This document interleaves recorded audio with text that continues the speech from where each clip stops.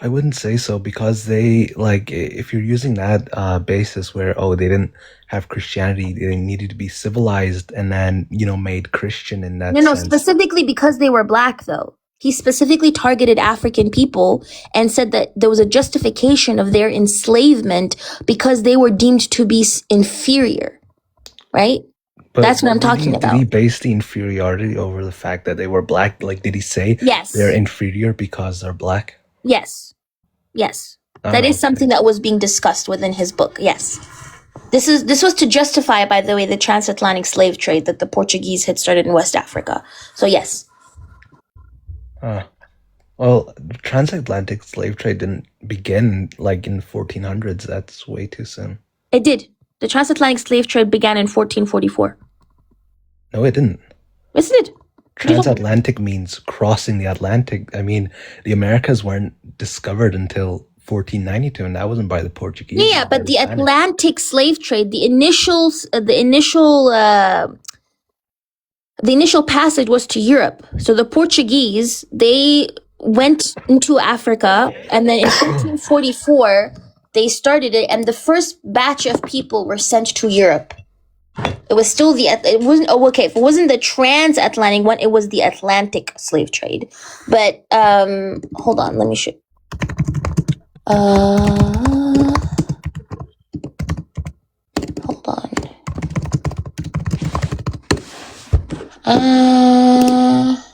Yeah, 1444. There we go.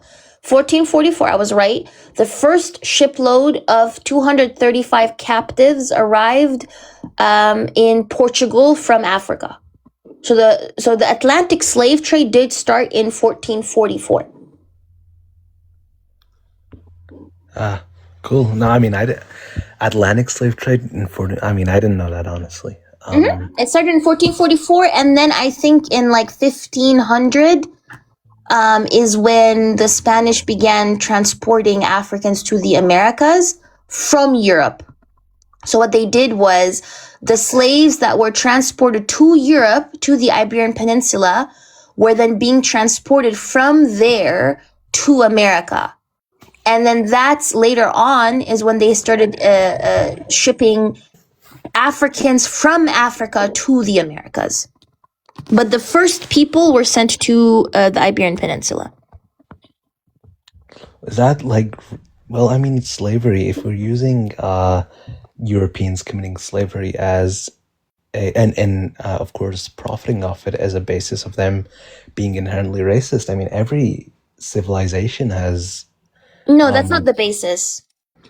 I mean, is that not it? Like you're saying, they benefit off of global institutions, and that obviously you're linking the definition back to, slavery. All civilizations have benefited off of slavery. I mean, even you need to look at who was actually selling these slaves to the Portuguese and the Spanish, and then later the British. It was like larger African empires who sold captives of war. It wasn't really to do with race. It was more so that slaves in Africa were easier to attain. I mean, they couldn't really enslave other Christians, and the North African powers, although, North Africans were also enslaved, they weren't as readily available to the Europeans. In fact, the North Africans were the ones that were enslaving Europeans, like in the Mediterranean and as far north as Iceland. So the North Africans were not specifically enslaving white people because they were white. They were literally enslaving everybody and their mama in their vicinity. No, they were enslaving because they saw it as jihad. I mean, I've studied this. Not necessarily as jihad, right? But I'm saying again, when they were enslaving people, it was not race-based slavery. What makes the that nobody's saying that Europeans created slavery. Okay, nobody says that. But what makes it very different is the transatlantic slave trade meant race-based generational slavery, which means once you were black, even if you have children, for generations you will always stay a slave. There is no like. So wait 1 second. I go on. Yeah, so that is very, very different than other slave trade forms. When we look at other types of slavery that existed, we look at debt-based bondage, right? People who had a debt to pay, and then they would sign off their services to pay off that debt. There's crime-based bondage, people who committed a crime, and then they would sign off their services to live out their sentence. There would be a prisoner of war type of thing, right? When if two warring countries or warring empires were against each other, then they would kind of take slavery from those people, right? But the idea of enslaving a people because they were black and then stigmatizing that black skin on a global scale, treating them like property, having whole debates about them, like the Valladolid debate in 1550 between Bartolomé de las Casas and Sepulveda, where they literally said black people were not human, that they were not human enough to even be civilized, and therefore they should just be enslaved. That level of systemic and systematic dehumanization, taking out insurance in their name because they were seen as nothing but property, that was what made the transatlantic slave trade unique. And that is something that is agreed upon even among scholars. I can give you the resources if you want. No, But I mean, I agree with you. I agree with you. Race-based generational slavery, which means one person would be enslaved for like 4, 5, 6, 7 generations for hundreds of years, their whole descendants, for simply being black. That is not something that was found in other instances of slavery. Not saying that slavery is good. I'm just saying it would be disingenuous to say all slavery is the same when they were different. I mean, yeah, no, it's that's a valid point. I'm not gonna disagree with you there. Like I'm not trying to make the claim that the transatlantic slave trade was not on the basis of race, but it like to deem all white people, inherently racist because of the actions of a small percentage of elite. Like, do you know about That's not what I did though. You're misrepresenting my point. no, but like what I'm saying is only a small percentage of the elite benefited off this stuff. That No, doesn't make. that's not true. White people as a whole benefited off of it. Do you know Alodia Equiano? Yes, I do actually. When we read So his whole biography. a lot of people in Britain, they didn't know about the horrors of slavery, and it wasn't until Equiano actually, gave his memoirs and wrote about his experience, his actual like what he saw. He didn't not until he gave his testament to that did people actually open their eyes to slavery. And that's like not long after you had the abolition of the slave trade and then later slavery. So like, But then colonization happened, so it didn't change. well, colonization isn't an exclusively white trade. No, but the world that we live in today was shaped by European colonization. When we look at the trading system, when we look at the IMF, the World Bank, international law, the sovereign debt regimes, the Paris Club, when we look at the unequal trade architecture that exists today, where people are being forced to import European manufacturers, the tariffs, the rulings that exist onto global South countries where they're locked into these low value exports, that is all due to European colonization. Like European colonialism created this world that we live in, which is an apartheid system. It's like a global apartheid system, right? All of these things were created through the creation of race, through the creation of European colonialism. Actually, I do have a video that I want to show you. It's a really good video on this. It's an economist, called Dr. Howard Nichols, who's also explaining Europe's economy, like economic structures towards Africa, right? So, hold on. Here it goes, okay? Africa, historically, sub-Saharan Africa, has been fundamental to the global prosperity of the advanced countries. Okay? And Africa had a role to play. It has a role as a raw material producer. We will not allow sub-Saharan Africa to escape that. Okay, we do everything to keep sub-Saharan Africa where it is, also impoverished. It's absolutely vital for the prosperity of everyone else. So let's get clear about that. Okay, and this means all the economic structures, all the global institutions, and the economics we teach everyone is all designed to keep Africa exactly where it is. And whether it is Europe or US or now China, it's always the same. We need Africa to be impoverished because we need those raw materials and we need them dirt cheap. Okay, so that's the message. Yeah. This is literally an economist, by the way. His name is Dr. Howard Nichols. He has a 30-minute presentation you could watch on YouTube, by the way, of him explaining all these different economic structures in great detail. I highly recommend people to watch it. This economic structures, by the way, were literally built through European colonialism, and they benefit everybody. You're sitting on your phone. I'm sitting on my phone because we live in the West. We're literally sitting on our phones because some Congolese children back in Congo are mining the land, and the cobalt and the lithium that they get from illegally mining and not being compensated and dying and having their country destroyed is benefiting us. So your average white person and people within the West in general benefit off of the death of people in the global South, specifically Africa in this case. And at the same time, white people benefit off of it by social currency.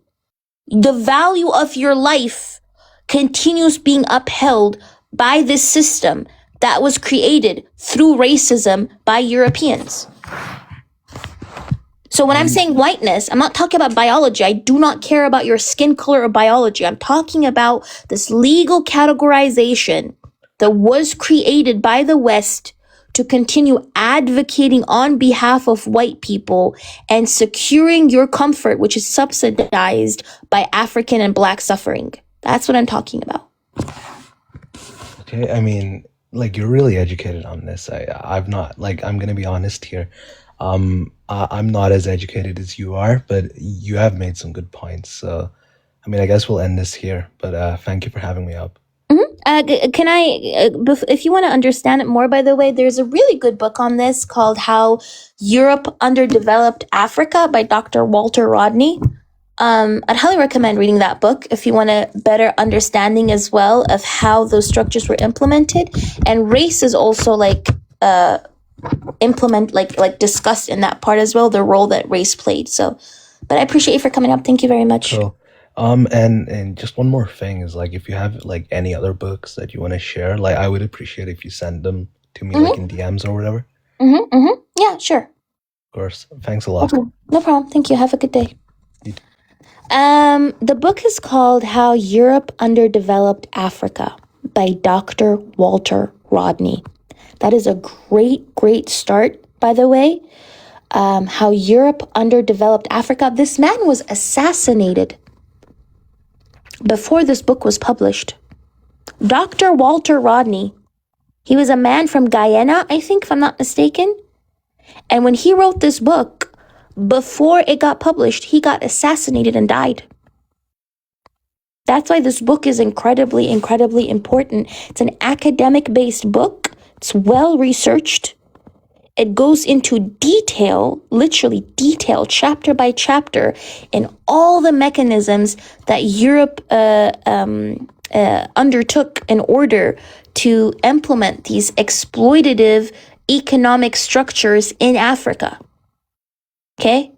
It's a great, like an amazing book. Okay? It's a masterwork. So I'd highly recommend everybody to read this book.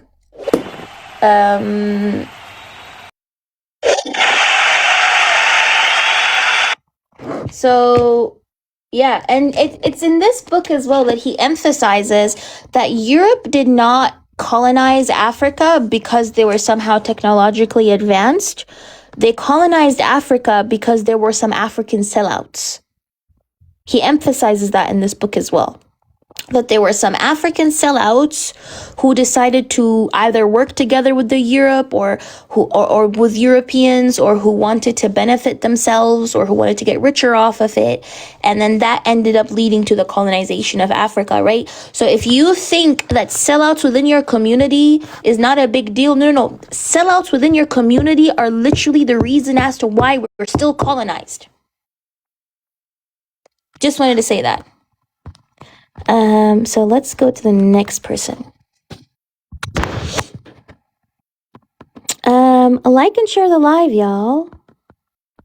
By the way, can y'all like and share the live? Get it up to 50K. That would genuinely be amazing, y'all. Let's get to the next person.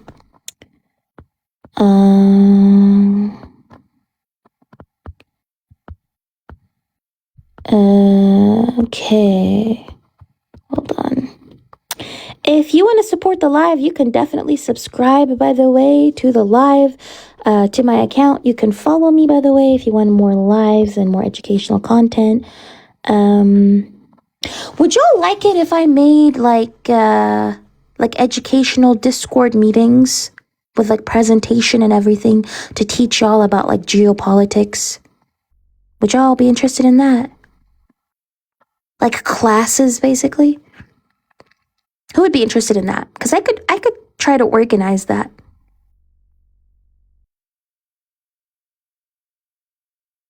Okay. So I could do that then. If you guys want, I can do like a whole type of series, educational content, whether it is geopolitics, whether it is, again, how race was created, all the important things about it as well. If you guys want that, I can try to organize that, definitely. Yeah, I do it for free all the time when I debate. But I'm asking specifically if people want it like very structured, you know? I mean, me doing this here is already me doing it for free, to be fair. A lot of educational work. Jonas, hi. Do you disagree with the Hi, topic? hello. I think you are racist yourself because you think that whites are inherently bad. I didn't say whites are inherently bad. I'm confused. It's in the topic. No. The topic is talking Yes, about it is. racism. Racism is not about bad or good. Even good people can engage in racism. Well, I think those slaves from Africa, they did a very good, life in America because in Arabia, for example, they castrated them. Did you say in Arabia we castrated them? Yes, of course. Are you Arab?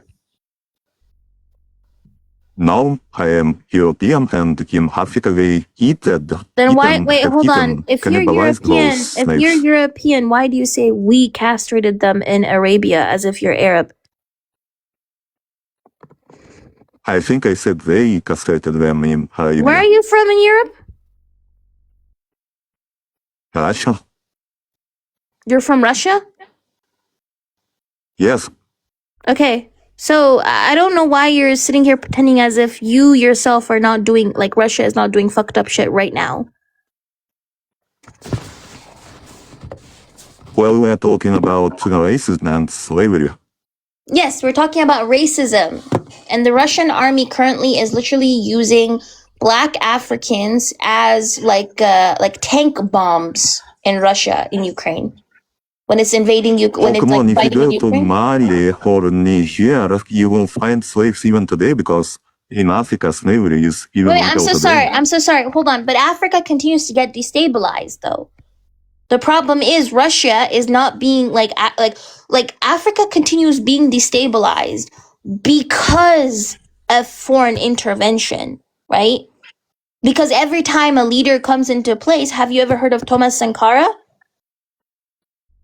No, I haven't, but you can Have you abolish ever heard of slavery at Patrice any time. Lumumba? Have you ever heard of Patrice Lumumba? Patrice Lumumba was supported by USSR. And what happened to Patrice Lumumba? I don't know. I think Westerners killed him now. Why did they kill him? I have no idea. We do not support communism in Africa. I'm not talking about, first of all, not all, some Africans do support communism. I don't know what you're talking about. It was the West that killed him, right? The West killed him because he Yes, wanted to put his because people West is first. because Hold on, against because he wanted to communism. put his people first, right?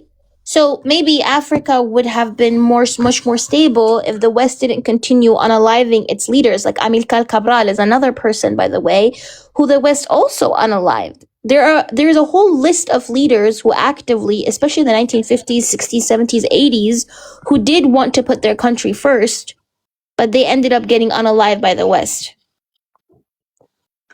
Yes, but if you go earlier in history, you will see that those Africans that were sold to America, they were eaten at home. So it's even No, better they for weren't. They them were to living go a good to life at home. America. What are you talking about? And cannibalism Are you was telling me? widespread. Are you telling me that they lived a better life as slaves in America than they did in Africa? Of course, because we would be eaten at home. So are you saying that a majority of Africans were cannibals? Well, I have seen only one book, and in the 15th century, probably it was true. What book? It's called Africans in Africa Land, something like that. So just bullshit. You just came up here It's to. just a book. I'm saying it's just bullshit because you came up here to prove my prompt right. You're trying to dispel my prompt saying white people are not racist by being racist on my panel. What do you Isn't mean that crazy? you yourself think that whites are inherently bad?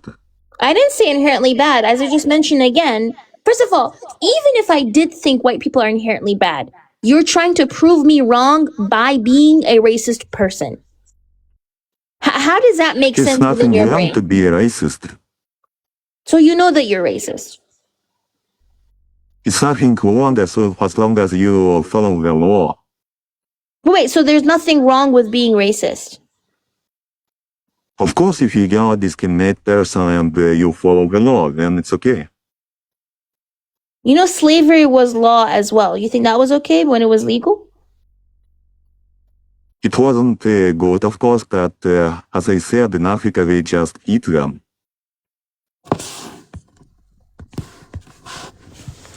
Okay. Anyways. Weirdo.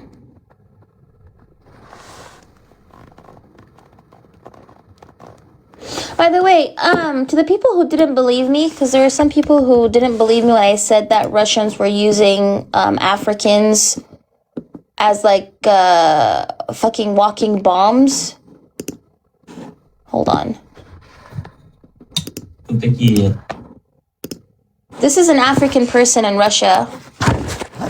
Literally, they tied. This is like from this year, by the way. This is from 2026. They tied a bomb thingy, explosive thing to him, and they're telling him to go and explode the Ukrainian tank. Вот такие товарищи нахуй у нас прибыли, блядь. Вот. What's your name? Francis. Хуй сосать, блядь, уголек ты нахуй. Открывай ты сегодня. Сейчас побежит хули, ебать, он по лесу будет скакать. Вот. Чё ты очкуешь, нахуй? Очкуй, блядь. Давай, в шо? Шо сказал? Давай, иди. Иди, сказал. Шо? Вот такие. Yeah. So when people come here and tell me, "Oh my God, you're hurting my feelings," and you're saying we're racist, I don't give a damn about your feelings when literally black people are dying and being dehumanized like this on a global scale regularly. Respectfully, if you wonder why I don't give a damn about your feelings, about you feeling uncomfortable, is because I'm literally actively seeing shit like this on a daily basis.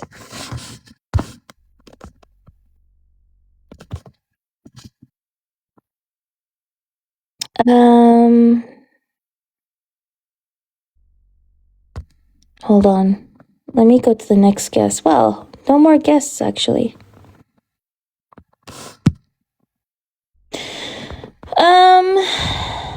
Yeah, if somebody disagrees with me, by the way, do request.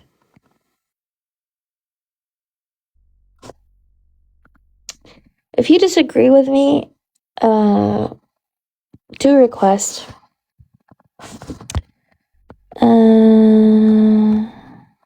To people who are saying that that was like a very hard watch, I fully understand that it was a hard watch.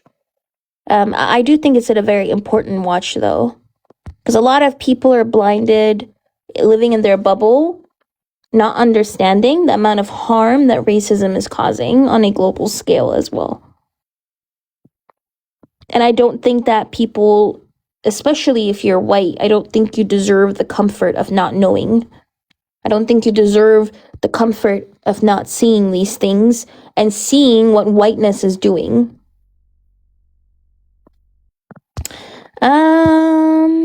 Okay. Should I restart? Because I'm not getting any debates, actually. Oop, got a debate. Sweetie, no free education. Someone. Yes, I like Trump. Do you disagree with the topic? Yeah, can you hear me? Yeah, I can hear you. Yeah, I mean, we disagree, but I guess the only question I got for someone like you is, what's the end game? You know, what's the solution? The solution? The end game? For me personally, or just in general? For your whole like movement, for people like you that believe this stuff. The end game is to remove the racial disparities and remove the system of racism and the racial hierarchy, so that black people can stop dying. I don't want to normalize a system and continue to accept and normalize a system that is dependent on black death. Right. So, do you think the whites are the oppressors to the blacks? Black people on my panel, please. So whiteness is a direct threat and oppressor of black. Yes, black people. So why would you ask your oppressor to hear you out and be part of that solution?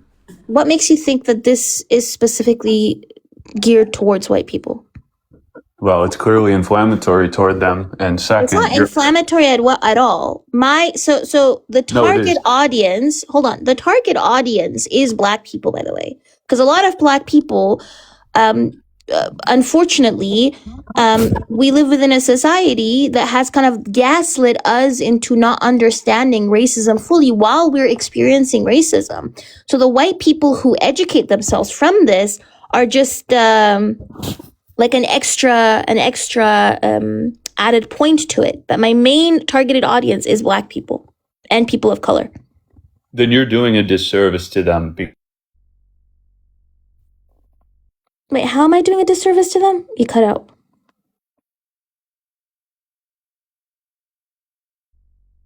Wait, how am I doing a disservice? You cut out. You cut me off. I don't know if I cut out. No, you cut out for me. I didn't hear you. How can you repeat what you said? Because you're always having them associate. First of all, you're always having blacks associate themselves with people. Okay, that right there. That overly sensitiveness. It's not as sensitive. Black is it's just not correct English. Black is not a noun, it's an adjective. You need a noun to an adjective. If you want to speak English, speak it right. Grammatically. No, again, you cannot be the leader, and that's the problem. You're trying to glorify yourselves, and inadvertently, you're having blacks adopt a slave mindset. Can you say black people on my panel? No, because you guys are real people. You don't need the approval of the Caucasian. Okay, get the fuck out of my live then. Fucking prick. What are you talking about? Like, what are you talking about? How are you going to sit here and use an adjective as a noun? Again, people who come up on my panel usually just... To the people saying, why don't you let him finish? I would have let him finish if he respected the rules of this live. I am not dependent on white people or people who are bigots, okay? So if I say, do not use the term blacks on my live, then follow the damn fucking rules. Now that person can come back up here and I will let them speak, but I'm not going to allow them to denigrate black people on my panel.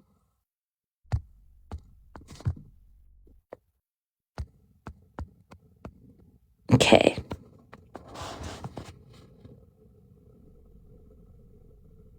Exactly. Yeah, Hello, RW. Yeah. I agree with you, but I just wanted to say Charlie Kirk's hairline is not it's not that good, man. It looks like McDonald's logo plus the letter V. Yeah, he should get a bullet in his hairline instead of his neck. Oh my Yeah. god. Okay, I can't have that. I can't have that. I'm sorry. But yeah, just keep going, man. Goodbye. Thank you. I'm so sorry. Oh my god. That was actually funny. Who is that person, bro?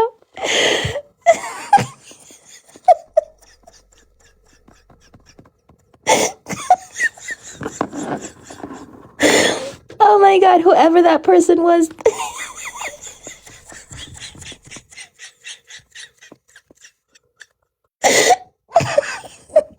He said a McDonald's logo.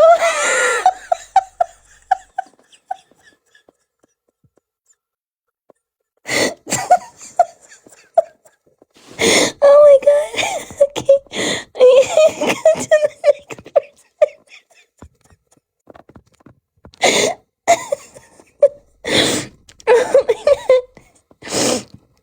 Oh my god, Jenny. You're such a Karen. I'm not laughing at him being dead. I'm laughing at the McDonald's comment. Oh my god, Jenny. Jenny is such a Karen every live I see her in. Oh my god. I'm laughing at the McDonald's logo comment. Hi. Hi. Soy. Yeah, what do you disagree with the topic? You don't have to call me sexy. You can just call me Hosoy. I'm so sorry. I need a minute. I am not inherently racist. I'm not left-winged or right-winged. Instead, I have angel wings. To all the bad bitch e-girl Thoughtsyanas in here, hit my line. Why are you laughing? I'm trying to get a damn girlfriend. There's 245 people in here. I'm so sorry, I can't. He said baddie Thotianas. I can't stop it, y'all. I'm crying. Okay. Oh my god. Oh my god. That was all to all you bad bitches out there. Okay, whoever disagrees with the topic. Bust down Pop Tatiana, exactly. Whoever, was that Keanu Reeves?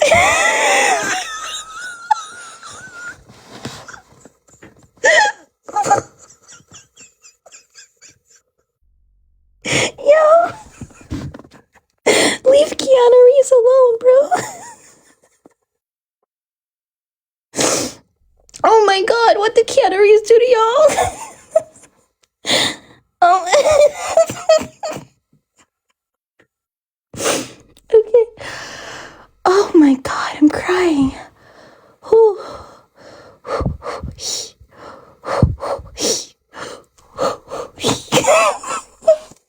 Okay. If anybody disagrees with the topic, please do request. Oh my god, y'all made me cry. I can't unsee the McDonald's logo too. Every time I see it, I'm gonna think about it. If you disagree with the topic, please do request. Unless I have to unless I have to restart the live. Oh my god. If I have to restart the live, then maybe okay, because I'm not getting... There are 234 people here. How come there aren't any debates? Or there aren't any people who are requesting? That's crazy. That was actually so funny, I'm not gonna lie. Okay. I can't unsee the McDonald's logo. Okay. I think I might, restart the live so I can get at least some debates. We're all just fans, no ops, period.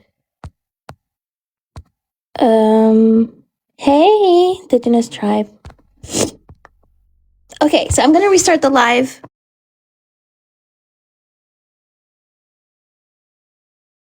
You cut off your left arm? Frequently, lately. I'm gonna continue to host more frequently as well, and I'm gonna test out like different time zones as well and different times. To see what would work best, actually. And I'm gonna try to get a setup so I can start debating on cam too. Currently I don't really have a setup, so this year's gonna be different. If you disagree with the prompt, then please do request. I just restarted because I wasn't having any debates. I'm pretty sure the live is 18 plus, so I can't. Yes, the live is 18 plus. If you're under 18, I cannot request or have a conversation with you. I just started the live. I can share.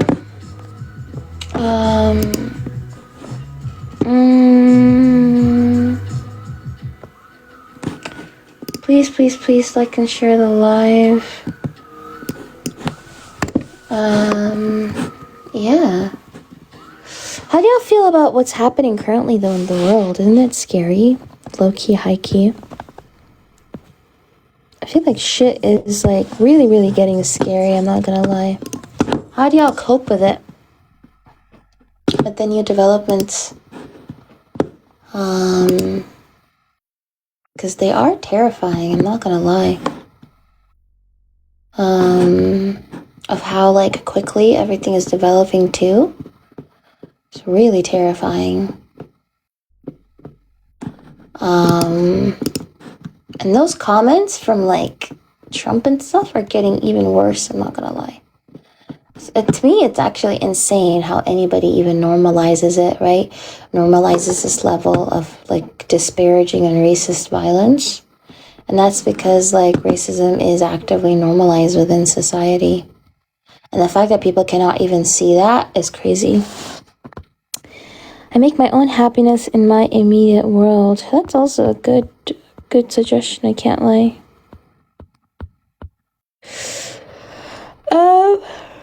I don't cope great, but I like finding like-minded people online. It makes me feel less alone. Oh, Taylor, yeah, I agree with you on that one.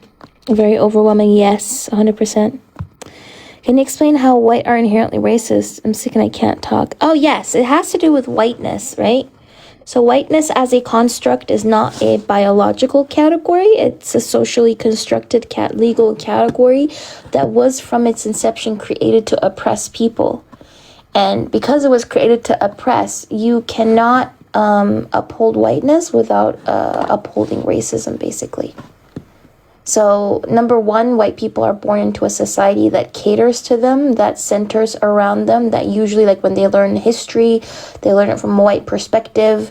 A lot of the systems are built to uphold or to kind of put barriers in front of other people in order to basically privilege or advantage white people. And number two, white people are conditioned through either family or media or general discourse to internalize a lot of racialized stereotypes. And like number one, you are privileged because of this, of the disenfranchisement of other communities of people. Number two, you live within a society that caters to you. And number three, you internalize these racialized stereotypes. Covey, stop being racist. It's not nice. Sarah.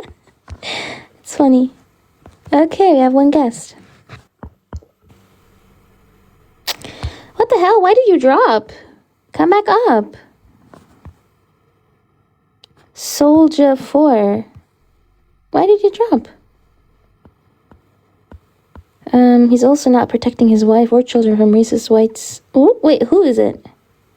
Oh, JD Vance is expecting another child, but MAGA are mad because it's a reminder his child is biracial. Ooh, I didn't know about that. Hi, Sunit. So if you disagree, won't get me out of here. ICE liberals keep crying. Wait, what? What does that even mean? I'm confused. So Kay, like as long as you exist within like a white supremacist system and you are white, you automatically like, so that's the thing about racism, right? You don't even have to actively do it. You can contribute to it like unknowingly. Like for example, everybody in the West is inherently harmful to people in the global South. So whether you like it or not, through your paying taxes and your taxpayer dollars being used to harm people in the global South, through your consumption as well, through the usage of electronics, you are directly and indirectly causing harm to the global South, whether you want it or not, because the system has implicated you in that system. And that's the same thing with racism too. Racism has implicated all white people to participate in said system, whether they voluntarily do it or not, right? So that's what I mean by inherently, by the way.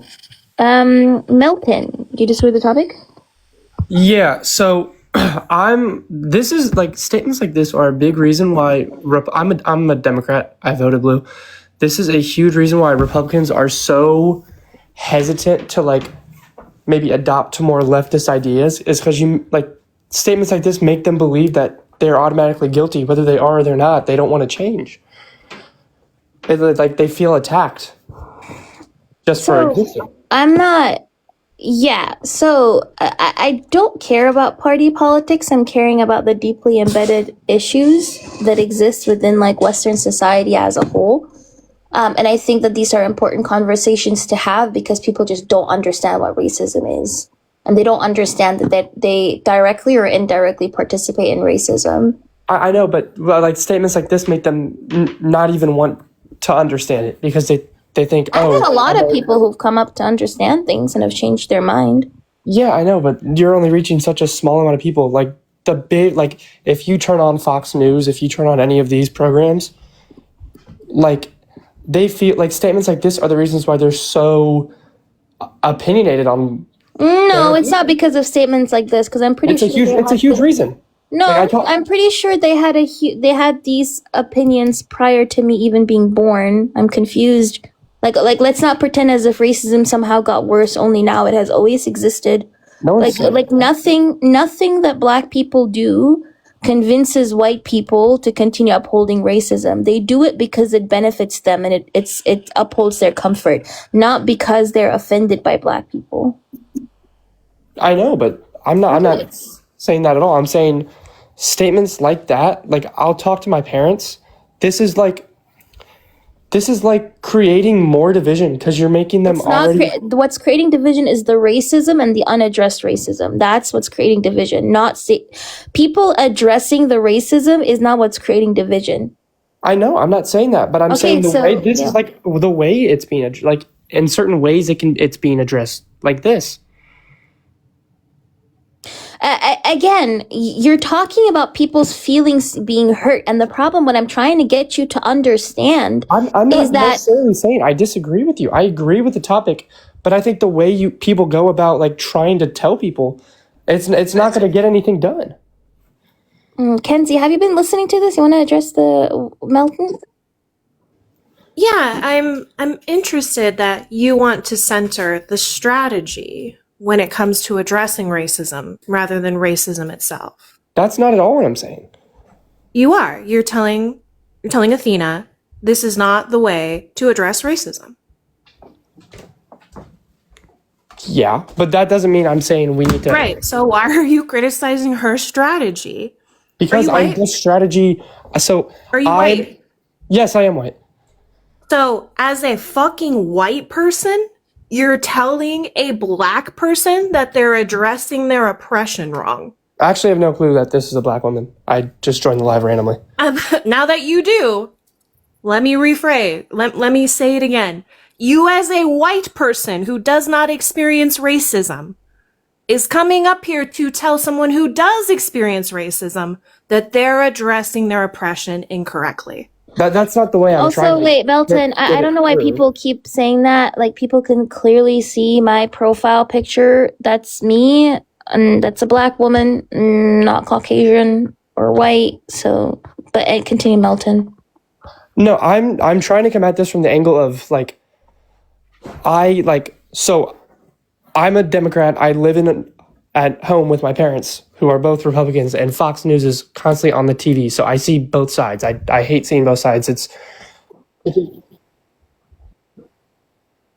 Y'all are racist too.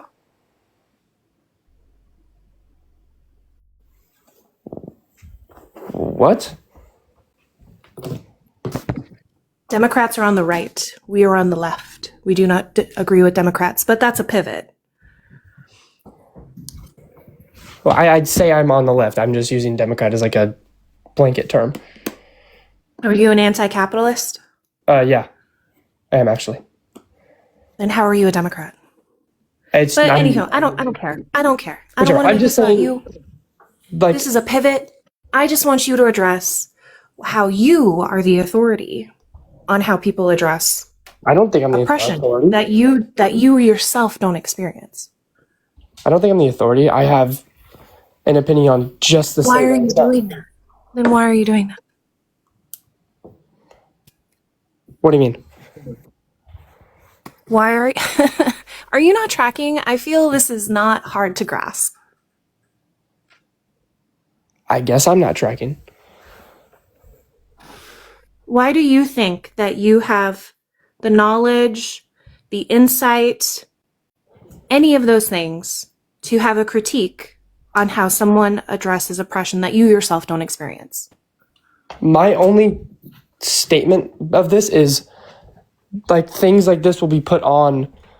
It's I'm not saying it's inherently wrong, but when you attack these people, when you show it to these people who are low IQ and have low understanding, and all they see that is that they're already being blamed for like something they do, which they should be blamed, but they're automatically taking it as though they're the victim, they're the villain. They don't want to change. They have no desire to change. Okay, so then she's not causing divide? I'm not saying she herself is, but a statement like this can. Divide with people who are already racist? And yeah, but isn't a huge thing is like you want to educate these people to like stop racism, I guess? I don't know. No. I mean, you just said they can't be. Sorry, Athena. Yeah, but I'm also, my target audience is not white people, by the way. I'm not centering white people within my education. My target audience is to center Black people and also like people of color, right? To give them the necessary words and labels to understand the system that they live in.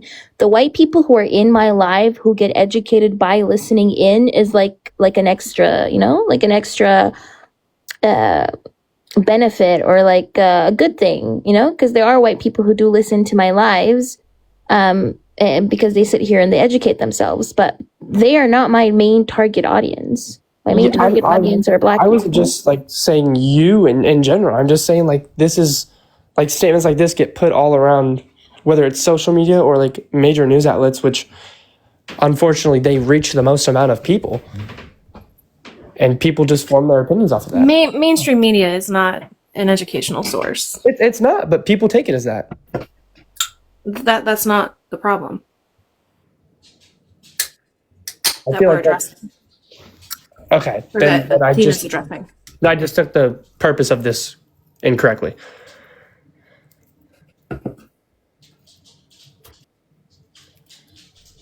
Do you agree with the prompt? I do, to a sense, yeah. So you just came up here to say this isn't how you do it. Based off what I've seen, and like, I mean, I'm in a predominantly white area. That's a yes or no. What do you mean? You just came up here to say this isn't how you address racism? Yes or no? To white people, I don't believe so. Why? Because they get offended by it. Good. I'm not saying it's a bad thing, but if we're trying to change, like I don't know whether your guys' mission is to change people's opinion or not. I'm not too sure. I think often when people are offended or in discomfort, then they'll want to address that. From what I've seen, they don't want to. So you're saying that people who are comfortable in their prejudice or bias will address it then? No. What do you They mean? need a safe space? No. I mean, this has nothing to do with my feelings. The people around me, not even around me, the people in my area that would like get offended by things like this. Why is that bad? Why is that an issue? I don't think it's an issue, but like if you're trying to change these people's opinion and make a change. Right, so you're saying that in order for people to change, they need to feel like they're safe? No, I just. Then what are you saying? I mean, I don't know at this point. I just keep getting. I mean, I keep contradicting myself, I guess.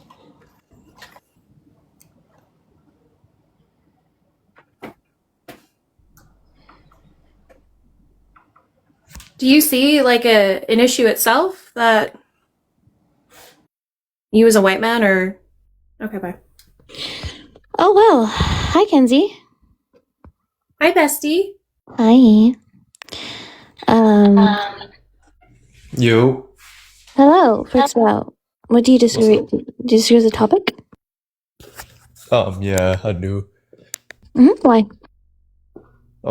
What, like, are you using, like, what definition are you using? Like, how do you define racism? Racism is a system of power that produces and maintains racial hierarchy through institutions, law, culture, and material conditions. So, Like, where are you getting that definition from?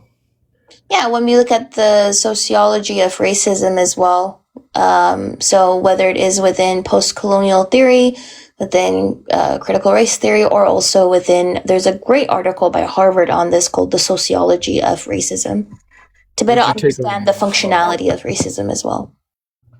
Would you, hold on, just making sure something's right here. Would you, say that the Oxford Dictionary, version of racism is valid? Like a valid definition? I would say it's valid, but it's descriptive and not prescriptive, which means it doesn't tell you what the definition ought to be. It tells you that this is how people are using this term colloquially. That's what the dictionary By does. the way, those people are using that term. Do you think like the definition of Oh, who muted him? I did not do that. hello? Yeah. I don't know why I'm getting muted, but Wait, I don't think I said know. anything. I don't think anybody muted you. I got muted, but so do you think I'll just take that. Do you think racism, like racist people are evil? Like are they moral? No. So when it comes to No. racism, it isn't about evil or good or bad. It's about an action that is being done, and it can also be done by people who are good. Do you think that action itself is immoral? Like being racist, is that action immoral? Yes or It's no? harmful. I'm not Is it going to sit here and immoral? talk about. Come on. Yeah, but I'm not going to Let's sit not here and do talk this. about morality. I'm saying it's a harmful thing. Yes. Is it a bad? Is racism? It's a bad harmful thing that Yes or causes no? death. Yes. Okay, but I see what you're trying to do here. You don't want to answer the question. Is What it do you mean immoral? by Yes or moral? no? What do you Huh? mean by moral? Like, What do you is mean it by moral? like is it a virtuous thing to do or no? Is it a virtuous thing? Being What do you mean by racist. virtuous? But is it a positive? Is it a net positive? Of course not. Positive in relation to what? Wait, why did he go? Nobody dropped him, by the way. He dropped himself. I just checked. It usually notifies me if somebody drops. This guy dropped by himself, by the way. So let me bring him back up. You can request back up. I don't know why you dropped. Yo, Okay, there no, we go. you muted me, then you dropped me. I didn't. I Wait, got hold on, muted, hold then on. you I did not drop you. You don't have to lie. You dropped yourself. Well, somebody. You said I dropped myself? Yes. Wait, why can't I see No, I it? Okay, didn't. there we go. No, I didn't. Nobody dropped you. I'm saying me as a host, I get a notification when one of my mods drop you, I and got nobody dropped, dropped you. I got dropped, and that's why I came No, back up. I So I don't know wasn't who was even lying. touching my screen. Why would I Yes, literally I'm not saying request you you. back up? Okay, Hold on, idiot. one I'm not second. saying that Why you would I did it. request you back I'm not up? saying that you did it. But Why would I come back nobody up if I did. dropped down, Hold on, retard? one second. Okay? No, Now let me talk. okay, don't. Okay, now I muted you, cause don't you fucking yell at me. I'm telling you again, you don't have to lie on my mods, cause I literally checked. Nobody dropped you. You're saying I dropped myself. I'm saying that didn't Yes. happen to Now one of you mods. continue the So conversation shut that up you had. about it and let's go on. Did you just tell me to shut up? I said shut up about it. Shut up about what you were talking. Who the fuck do you think you are? What the fuck is wrong with you pieces of shit, bro? If you want to have a conversation, you can, but stop being a fucking piece of shit because you do not want me to be disrespectful to you. Okay? I care if you are. Shut up and You do not. I should shut up. You know what? You should have been a fucking back shot on your mother's back. Then we wouldn't have had the misfortune of having to talk to your dumb ass. What about that? What about fucking that? What about that? I hope your mom gets murdered. Yeah. I'm pro-abortion because of degenerates like this person, bro. Anyways. As I said, I will stay respectful if anybody comes up here and stays respectful. The moment you are not respectful, though, do not fucking get shocked that I cuss you the fuck out. I don't do that respectability politics shit, bro. You come at me, I'm literally gonna call your father a hoe. Anyways.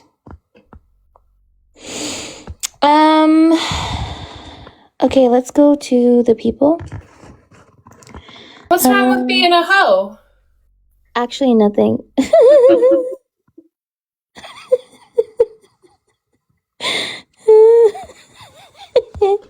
Request if you disagree, by the way. Okay. Gorus. Hello. Yeah, do you disagree with the topic? Yeah, I kind of do disagree with the topic. I don't think anybody's inherently born racist. What does inherently mean? Like when I'm using it, do you think I'm saying it's biological? Yeah, I guess so. With the fact that, saying you just come out the womb just racist, or, what I'm saying? That's not what. So that's not what inherently means. Inherently, in this case, means it's essential or a characteristic or like by habit, deeply embedded. That's what I'm saying. So if So can you uphold? Go ahead. I'm sorry. Can you uphold whiteness without upholding racism? What do you mean, like the culture? Like, what do you mean? Whiteness is not a culture; it's a legal categorization. Can you uphold whiteness without upholding racism? Like, what is whiteness to you? Exactly. What is whiteness? Can you define what whiteness is? Whiteness is a social construct, like race is. Okay, so what is that social construct then? Whiteness is a social construct. Like, there's nothing else to it. What is a social construct? Everybody is created equal at the end of the day. So there's no whiteness, no blackness. Everybody has a skin color, yes. But nobody disagrees with that. That's not what I'm arguing. I'm asking you what is the purpose of this conversation? Whiteness is a historically produced social position of dominance. Mm-hmm. Right? So when we're talking about whiteness is not genetic. It's not timeless. It's not simply a person who's European. Whiteness is specifically a political, a legal, an economic, and relational category that was created to oppress people. People became white by being granted access to power and not by phenotype. That is what whiteness is. Okay? So when did race emerge? Like as we know it today, as a category? I'm not sure. I couldn't tell you that. During the European age of expansion, can you give me a guess? I feel like there's good and evil in that, to be honest. I don't think one person can just be Anybody No, but in so any race race can be again. racist at the end of the Yeah, day. but You know what I'm this saying? isn't about like this isn't a Marvel That's what it cinematic is. That's it's a moral No, no, thing. it's not. Racism is a It's not moral a thing. Marvel. I asked you a question. Can you I'm answering your question. You're Yeah, talking but over can you me. guess as to You why just want to race was argue. created? What is the purpose of this conversation? Well, You just want, what is happening? Why are people crashing out? Help. That was me muting him. I know. It told me that. I just wanted to let the audience know, like, I do admit when I mute or kick. Yeah. So again, can you tell me, can you explain why or give like an idea as to why race was created?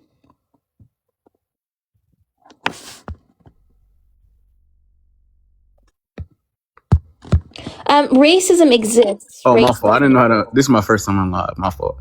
But I'm not yelling at you. I'm really just trying to have a conversation at the end of the day. I'm not trying to go off on you or anything like that. I'm really just trying to have a conversation at the end of the day. So I'm saying it's really just good and evil. Anybody can be racist at the end of the day. Racist, whatever. At the end of the day, it's good and evil. You know what I'm saying? So it's more of not having morals, not being a virtuous person to, you know, saying hate other people. I feel like religion also plays a huge part in that also, because I feel like a lot of people are going at other different type of people just because of different views and everything like that. At the end of the day, I feel like on this earth, this is what exactly is to divide us you know what I'm saying, at the end of the day. So I feel like this conversation is really, it brings us more closer to divide than actually come together. I feel like there's good people in every race. Okay. Yeah, but that wasn't my question. What was your question? My question I wasn't answering your question at the time. I'm saying. Yeah, but that's the point. I'm asking a question and you're not answering. So answer let me answer your question. What's your question? I'm sorry. What was the purpose of race when it was being created? It doesn't matter. Race is a social construct at the end of the day, so it does not matter. It does matter though. It does not matter. It don't matter. Black newborns. Hold on, one second. Wait. 1 second. I'm not gonna fight on my own panel to talk. Black newborns are 3 times more likely to die during childbirth before they even what does know that their own name. mean? What does that mean? Medical racism, and that's Black newborns. That's hate at the end of the day. Hold on, 1 second. 1 second. Oh my god. 1 second. Race is a bullshit concept. You and I agree on that. But racism is very, very real, that is causing death. So for you to say racism is nothing is just false when it's causing death. All right, I agree. Okay, so it's not just hatred though, because it would be illogical to think that a majority of white doctors just hate black people or they're all just neo-Nazis. It would be illogical to think that because racism. Have you worked in the medical field? I know friends who have worked in the medical field. But have you worked in the medical field? What does that have to do with anything? What does that have to do with anything? But I'm saying like everybody like there's discernment for empirical everything. data, right? But there's empirical Do you data. disagree with her claim that white doctors don't hate black babies? What do you mean? I don't think what do you say it again? I'm asking if you disagree with her claim because she's saying it would be illogical to say that all white doctors hate black babies and that's why they're. I don't think all white doctors hate black babies. Great. Then why are you objecting to that claim if you agree with it? I'm not objecting to that claim. I'm saying have she why are worked you in the medical asking if she field? works in the medical field? I'm just asking, to be honest, because I feel like. Well, this is not a dating panel. Okay. I mean, what is your point of that by saying that? To be honest, like, because you're asking a question. No, I'm not asking you. I'm asking her. I'm not asking you. I'm asking her. Her question. I'm not trying to. I'm not asking you. It's to show that it's systemic. Okay. Yes, it just shows that. I'm sorry. Sorry, Ty. No, you can go on. Going to say, just especially considering the fact that when these same black infants have access to black physicians, their mortality risk is reduced by 50%. Okay. So it's not just like these are preventable deaths. Oh, Ty, if you read that same study, the white newborn, does their mortality rate decrease or increase depending on the race of the doctor?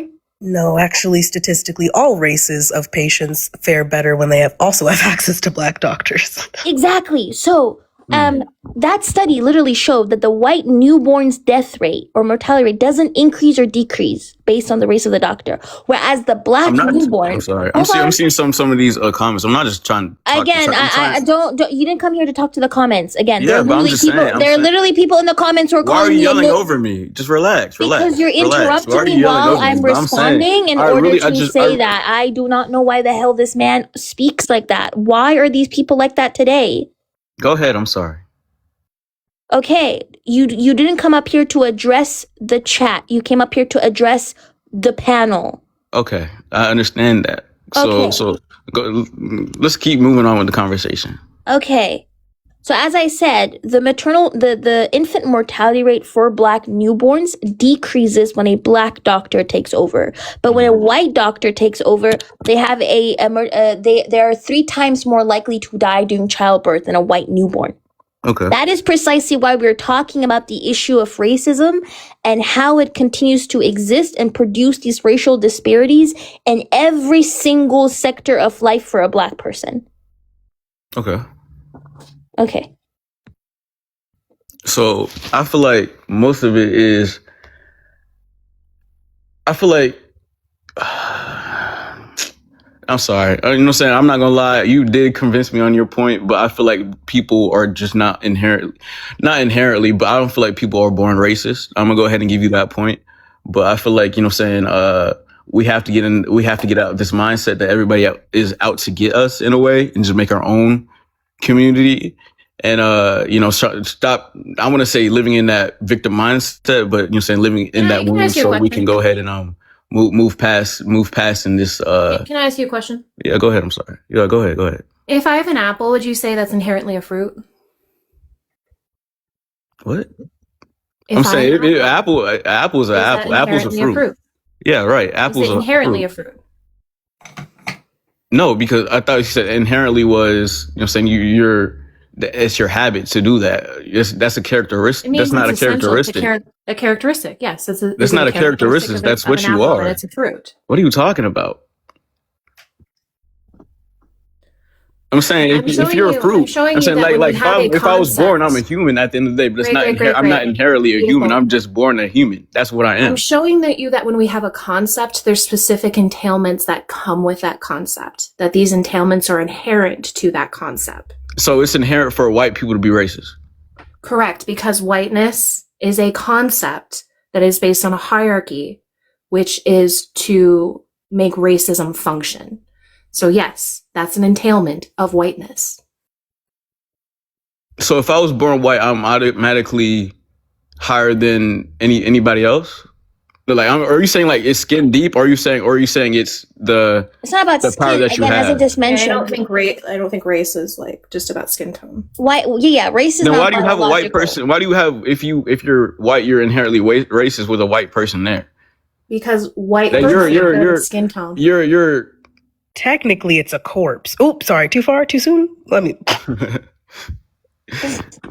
Okay, so whiteness again is not about skin tone or skin color. Okay, it's about again a legal categorization. It's about power, right? So when a newborn baby who is white is born into society, yes, they're going to be on top of the racial hierarchy because they exist as a as a white person.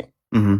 Within a society that caters to them. That's why a white newborn even has a higher likelihood of surviving and being born than a black newborn because of said racial hierarchy. Right? I mean, I feel like there's nuance in that too. What if the hospitals in black areas don't have, you know, the best training or the best equipment to you know, make sure that newborn is like that? And why wouldn't they? Because they don't. I mean, they wouldn't have that. They wouldn't have the funding to have that. Why wouldn't they? Because again, I know what you're trying to say. You're avoiding answering the question. No, I get what you're saying, but I'm saying like, what if they don't have that? I'm saying, what if we just go ahead and stop living in the game that they're giving? You got to have your own, you know, self-worth. You can't let them. It's not about self-worth. Listen. A white not self-worth. I'm saying like self. You know, saying a white person doesn't determine my self-worth. What is an issue? But I feel like I feel like if if that was true, you wouldn't be on this conversation right now. What do you mean? No, what? I'm saying, You're why are highlighting we even arguing? systems. You're highlighting systems that can continue to perpetuate racism, which is capitalism. That's what I'm saying. Get out of that system. So we have to move Why don't they past have that. funding? It's because of racism within capitalism. Right, because we have to move past that instead of You sitting can't on. move past that if instead it's of still sitting on happening. TikTok, why don't we actually get into the streets or get into What happened? different communities? I have a question. And actually go ahead and build ourselves up. That doesn't make any sense. I have a question. What happened every time Black people built themselves up? What happened to Black Wall Street? What used to be Central Park? No, that's facts. I agree with you, most definitely. So answer the question. What happened every time Black people did exactly that? Built themselves up. That's what I'm saying. We have to get into government. We actually have to get into government. Happened? That's what I'm saying. We actually have to get into government. You're not answering my question. I understand what you're saying. I'm from Georgia. I understand what you're saying. I live right next to Lake Lanier. So then answer it honestly. What happened to those communities? They killed those people. Right. Right. So that's what I'm saying. You have to blaming Black people. I'm giving you a solution. I'm giving you a solution. Tried. You're not giving a new solution. I am giving you a solution. I'm saying get into government and change these policies like Obama did. Like that. You have a big problem. I forgot her name, but like the girl that's in Texas is doing right now. Change those policies instead of being in it. Being, you know what I'm saying? Wait, that person is still in that system though. First of all, that's what I'm saying. You got to change the system. You can't though. It's again. You can change the system. At the end of the day, we have the numbers. Hold on. We have the numbers. No, but you're not understanding what I'm saying. You cannot reform racism, right? I'm talking about specifically racism. You cannot reform racism if it was created to oppress Black people. That's just the fundamental. It's like going to a hot dog machine and then saying, I'm going to change this machine so it doesn't produce hot dogs anymore. No. That's fundamental to its system.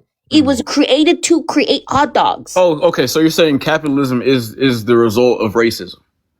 Capitalism uses racism as a tool to determine who gets exploited and who benefits off of that exploitation. And Black death and Black subjugation is the foundation of capitalism. Literally. Like Western Europeans were like, we want to exploit these people. Let us use racism and racial theories and create race to justify enslaving, genociding, and exploiting these people. So it's the foundation. It is fundamental to whiteness. Gotcha. You cannot have whiteness and not have racism. These two things go hand in hand. Mm. And as long as whiteness continues existing, racism will continue existing. So how do we eliminate whiteness? How do we do that? Ty, I think you wanted to say something. No, I'm sorry. Sorry, what?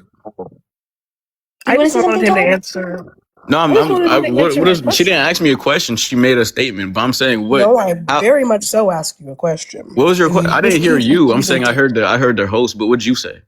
Well, that's because you were talking over me the whole time. I was already talking before you, though. Your mic was muted when I was talking. I responded to her, and then you started talking after that. She asked you a question after me. That's a fact, most definitely. I'm asking you. I'm asking. See how you're doing it right now, bro? How do we eliminate? You're literally doing it right now. Okay, go ahead then. What is your question? My goodness. I just wanted to know, right? If your whole thing is, we just need to build our own shit, but you're not acknowledging that every single time we have, it got bombed or flooded, or they massacred everyone, or they flooded it and put a fucking park over it, and that Black people don't even have equal access to anymore, right? Because Black people don't even have the same access to Central Park when it was literally. Okay, so I'm saying, why don't we just get into systems to where we can do that so it won't happen like that? We don't have the numbers, babe. Yes, we do. We do have the numbers. I promise you, less people in America are racist than... Okay. No. That's not true. Whiteness within itself is racist, okay? Whiteness is racist. You cannot have whiteness without racism. Whiteness as a construct... One second. Your question. You have to first understand how whiteness operates, because in order to eliminate whiteness, you have to make its function impossible. Okay? So whiteness operates as the default, the norm, which means whiteness is viewed as neutral, it's viewed as objective, it's viewed as universal. That needs to be addressed first. Whiteness also operates as property. If people have easier access to things, presumption, safety are legitimized for simply existing as white. That is another aspect that you need to address. Whiteness is perceived to be innocence, right? You are free from any racial accountability. That is one thing. Authority is another thing. People who are usually white are viewed to be credible, are viewed to be to have this the default leadership, right? Okay. That's why some of them have the audacity to come up here and determine how people should be addressing their own oppression, right? And then in order to eliminate whiteness first and foremost, you have to address how whiteness operates, acknowledge how it operates, and then make these functions impossible, right? Okay. So when we think about, let's say, for example, I don't know, aristocrats back in the day or monarchs or whatever it is, right? In order to remove them, something political had to be done, right? In order to render them non-functional. And that's what you need to do with whiteness. Unfortunately, currently, because people don't understand whiteness, they think that diversity training or people who are morally good, or let's just address the individuals because individuals are not being racist. All these things do not dismantle the racial hierarchy. Like you cannot dismantle it by changing parts. You have to dismantle it by making the way it operates non-functional. Okay. I get what you're saying. Right? I feel like we just need, most definitely. I agree with what you're saying, most definitely. I feel like we need actual leaders to, embody those morals and virtue to actually make a different system. To be honest, I feel like the system that we're in right now, is most definitely not working. But I feel like we actually need to get out there and do different things, like maybe protest, maybe actually get into different sectors of the government or something like that and dismantle it on our own, to be honest. But I most definitely agree with what you're saying. And I agree with what you're saying as well, right? But the issue is, in order to be able to come up with a more multifaceted approach, right? Like you need to acknowledge the issue though. But unfortunately, a lot of people are confused as to what racism is, as to what race is, as to what whiteness is. They don't know. They think it's just a skin tone or it's biology. And that confusion is by design. Right. And so the first thing that you need to do is the first thing that they do in AA meetings, like Alcoholic Anonymous, they say, what do they say? They basically tell you that the first step is to recognize that you have a problem in order to deeply assess how deeply embedded that problem is. And that's what you need to do first and foremost. And these conversations, by the way, is to, again, first and foremost, center Black people and educating them with the right labels to understand the system. And then the white people who are listening can then acknowledge as well the problem and try to implement like a solution within their own communities as well. I get you. Yeah, I feel like maybe I did kind of jump the gun on it because I did read what you had said and I saw the white person there, but I just felt like, you're not inherently like born that way, I feel like. But yeah, I get what you're saying though. I appreciate this conversation. I'm gonna follow you most definitely, but I would like to talk to you a little bit even after this if you would let me to. But yeah, I appreciate you though. Appreciate you too for coming up. Thank you very much. I'll drop you back to the chat. Athena, are you saying every time I need to join, my name is Kenzie and I am a racist? Yes. And I would like to highlight, more people call me Kenzitha now than Kenzie. Kenzita. W-tie. It's spreading. Oh my god. Kenzita. I've never... Wait, who calls you The Ty calls you Kenzita? Mr. Thomas gives everyone a nickname. You know how you're Athena Quisha? Kenzie is Kenzitha because Mr. Thomas gives everyone a nickname. I've also heard Mackenzie before. Hello. Wait, how old are you? I'm 16. Oh my lord, you are a fetus. My bad, y'all, but nope. Only 18 plus is allowed here.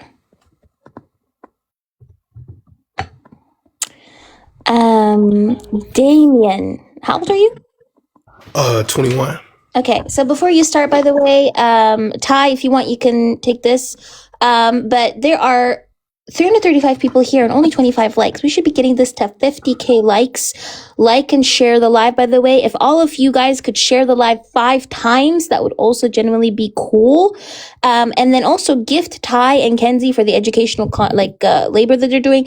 And then you could gift me as well if you want. You could subscribe to me. That would also be amazing. If there are some initiatives that you want to help with regards to Congo and Sudan as well, there are a lot of initiatives in the link tree in my bio that you can help. If you want to support me monetarily as well, my pay links are in the link tree in my bio, by the way. You guys are amazing.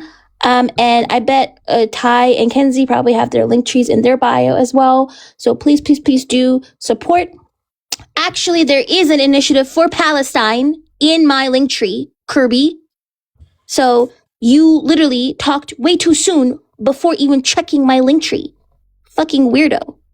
Anyways, Kenzie or Ty, anybody can take Damon if you guys want. Well, hello there, Damon. Can I get your age, please? Oh, God. 21. I ain't no opposition or nothing. Okay. I just wanted to say, I didn't mean to interrupt you right there, but I would just want to say, like, y'all done educated me for real. And, like, all my friends, I done donated with Gaza and everything. Like, y'all done educated me on Congo and everything like that. And everything. I done made a few donations to some friends and looked out and everything. I just wanted to come up and say, I appreciate y'all, man. Oh, thank you, Damon. I appreciate you too. Thank you very much. For sure. Yeah, you can drop me anything. I didn't mean to be I wasn't no opposition. No problem. I hope you have a nice day then, Damon. Thank you very much. Appreciate you. Yeah, W Damien. Okay, let's go to the next person. If you disagree, by the way, please come up and have this conversation. Let's bring up the person. Okay. If y'all disagree and you're in the chat, then please do request. Oh my God. The Awaken Woke is back in my live. I had a conversation with this person, by the way. It was a very interesting person. And he's back in my live, so I just wanted to invite him up if he wants a conversation, because I would like him to have a conversation with, especially Kenzie. I'm not gonna lie. So Awaken Woke, if you're in the live, do request. I'm offended. Why don't you want them to have a conversation with me? No, it's just, he's a very fascinating person. When I had a conversation with him, not gonna lie, that's why. He rejected just wants to drain my mental and emotional capacity. Yes, exactly, 100%, exactly. I looked at it. Superstar, do you disagree with the topic? Oh, I'm sorry. I didn't mean to be there. Oh, okay. Well, I'll drop you then. Okay. We're only doing people who disagree with the prompt, by the way. So yeah, I'm letting people up. Oh, there are people who keep requesting and then removing their request. Hi, do you disagree with the topic? I don't, and you just said that, and I was about to get off and okay. So, but I had a question. Can I ask you a question real quick, though? Yes. Okay, so I have an 11-year-old who is just love politics. Okay, and I was wondering if you had like a kids version of what you teach online, like a website I can refer to. I'm pretty sure there was a kids version of Stamped from the beginning. Hold on. Yes, there is actually. So there was a kids version called Stamped Racism, Anti-Racism, and You that was adapted. It's like a graphic novel version for children. Right. So I think that if you want that as a beginning, you could have that. But other than that, I can look for some. I think I did have actually some links If you send me a message, I could definitely try to forward them to you. Oh, that would be great. Thank you so much. And continue what you do. You help young Black women all around the world. I'm from Canada, and I'm always on your live. So keep it up. Amazing. Thank you so much. I appreciate you as well. Well, I'll drop you back. Oh, sorry, my bad. Okay, so anybody who disagrees with the prompt, that would be genuinely amazing. I don't know why Kirby's crashing out in the chat, bro. Yeah, like that's a rule that I have. I don't like, it's community guidelines, but also for me, it's just a bit weird to speak to minors. People shouldn't do that, so that's why. I just want to address, I don't even remember his name. There's this guy in the comments who's like definitely a liberal who's like, oh, you're pushing us away. I'm on your side, but you're pushing us away with this background. Girl, please, I beg of you. Just being anti-MAGA does not mean you're automatically like on our side or like anti-racist. And I need y'all to stop begging for cookies just because y'all don't like say the N-word or like go beat up Black people. It takes a lot more than that. My goodness. Athena, if you're going to push me with your body, will you hold it against me? Oh, of course. Actually, no, I wouldn't. I wouldn't hold it against you. Of course not. Oh my god. Now you flirting with me in front of getting gay in here. Oh my god. That's crazy. Is she crazy? Okay, like the live. I don't know if I should restart again because I'm not getting debates. There are over 300 people here, but like no requests. It's crazy. Yeah. But other than that, is there anything that both of you want to say? At the same time? Well, of course. It's like a public statement? No, of course. Anything that you guys want to talk about. No? Or raise awareness, too. Scott Jennings, if you're in this live, I'm coming for you. Oh, wait, who's Scott Jennings?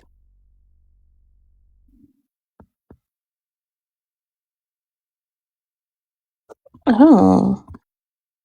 That's crazy. You know who I saw last time on live, Kenzie? What's his name? That Andrew guy? He was literally on live debating like a dude who was like an Israeli, telling him that it wouldn't benefit him if Israel stays a Jewish majority, and therefore it would actually be better if every year like 100,000 white American Christians get sent to Israel, and then the country becomes a Christian majority. And he was calling it like an American protectorate, and that it would benefit. Yeah, exactly. I haven't recorded. Yeah, it was so interesting because I haven't recorded, but he was basically saying that, oh yeah, no, we have to push to make it a Christian majority. Okay, hold on. So I have a mixed daughter. I'm racist towards her. Oh my god. Why do you guys tokenize your children? That question, absolutely. Absolutely. Thank you. Oh my god. My only purpose in life is to be adopted by Covey. Oh my god. Oh my. Would you be open to two mommies? Period.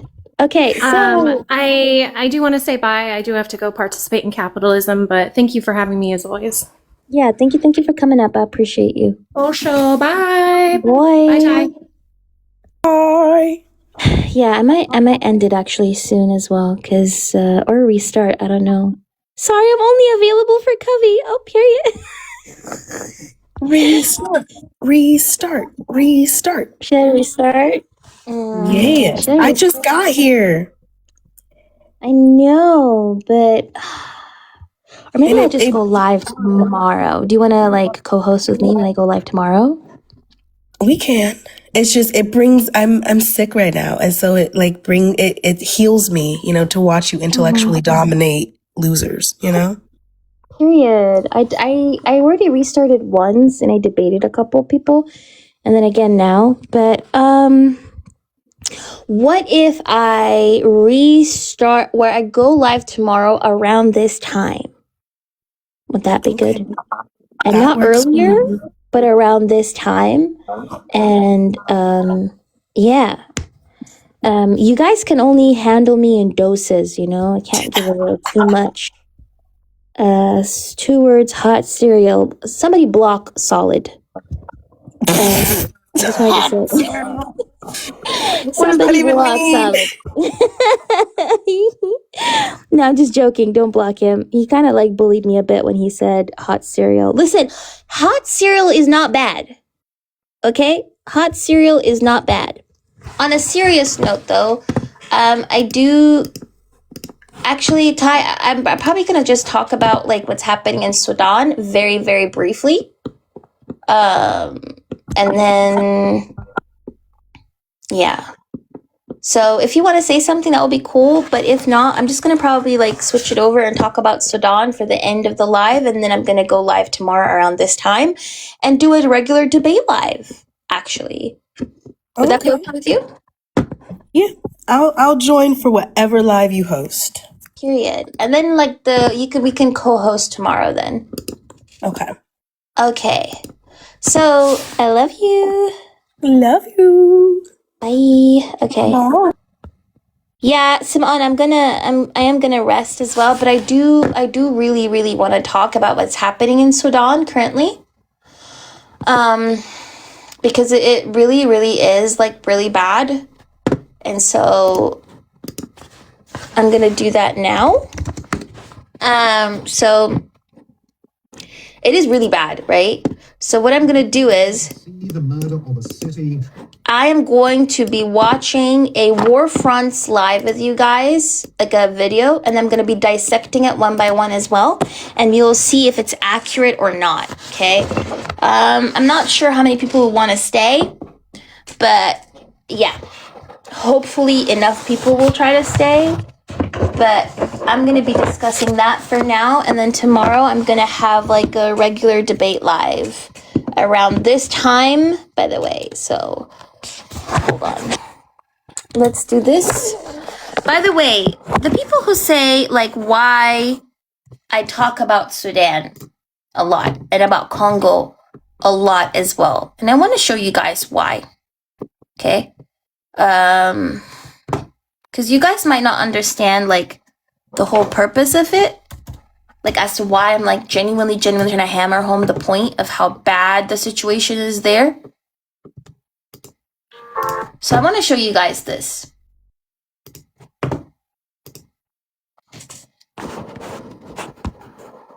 Make sure you drink. Oh, thank you. أنا ليس معنوة. ما يستل له كمان. كركدة كمان قابزي حزان له. كركدة شاهي ستل له. Do y'all know what this is? Do y'all know what this is?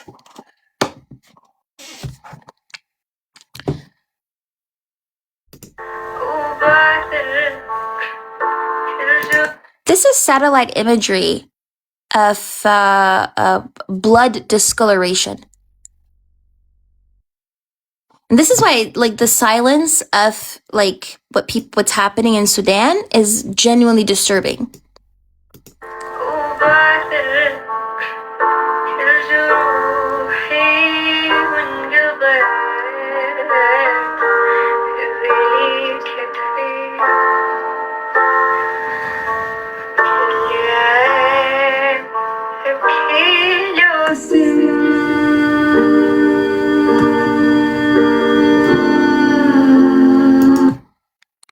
And this is precisely why I talk about it, right?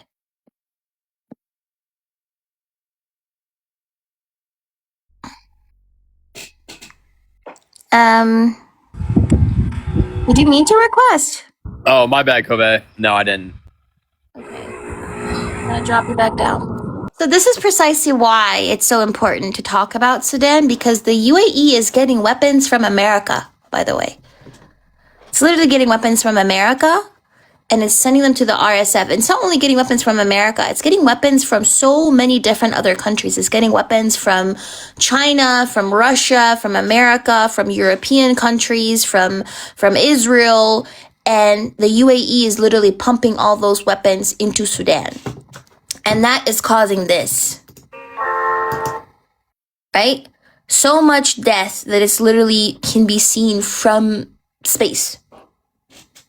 And it's horrifying that a lot of people are not even talking about it. And that's precisely why I actively talk about Sudan a lot and Congo a lot as well, because it really is unacceptable, the amount of like silence around these two genocides that are happening currently.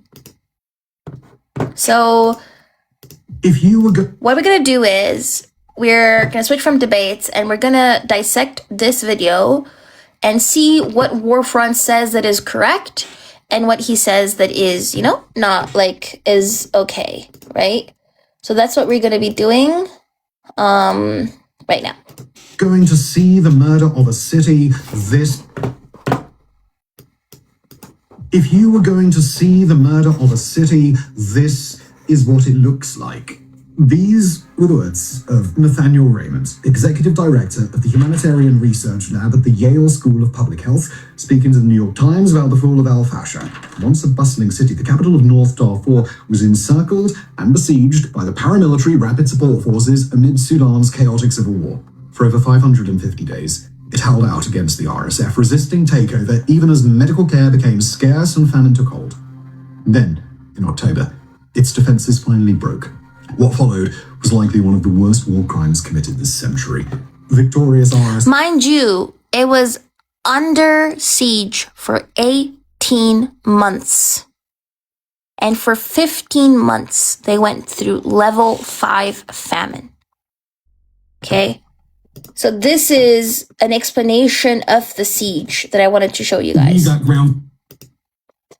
This is an explanation of the siege that I did want to show you guys. Photos from El Janaina pretty early on in the killing that we had not made public. And that became very important because we were using them to measure the bodies because there were so many body piles of Masalite men and boys. They basically caught this one neighborhood and blocked it off.